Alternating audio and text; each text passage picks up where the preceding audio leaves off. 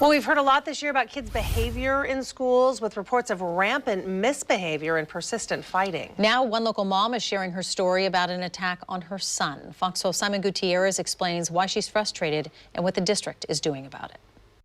The Reynolds School District has been dealing with these fights since the beginning of the school year, with students often promoting the fights on social media. A spokesperson for the district says there have been efforts to address the problem, but those efforts aren't satisfying everyone.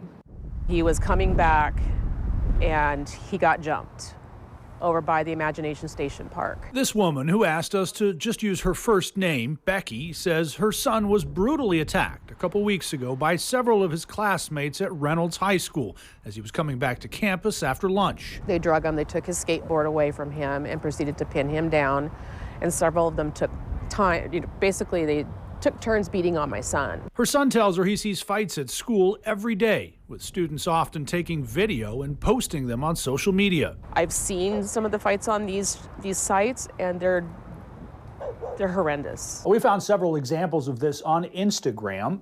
Cell phone videos that show both young men and women involved in sometimes brutal physical fights. They're uploading them onto Instagram, probably on Snapchat, on Facebook, and they need to be shut down. We asked Instagram and Facebook about their policy when it comes to these violent videos. A company spokesperson said, quote, "We don't allow content that shows, depicts, or promotes physical harm against other people, and we will take action when we find evidence."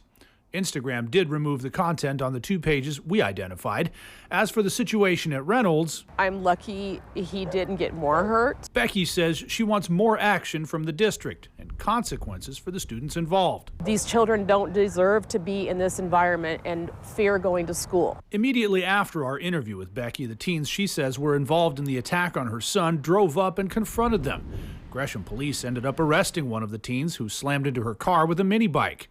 As for her son, she has pulled him out of school, fearing for his safety. We feel that he's not safe in this environment. I refuse to put him back there.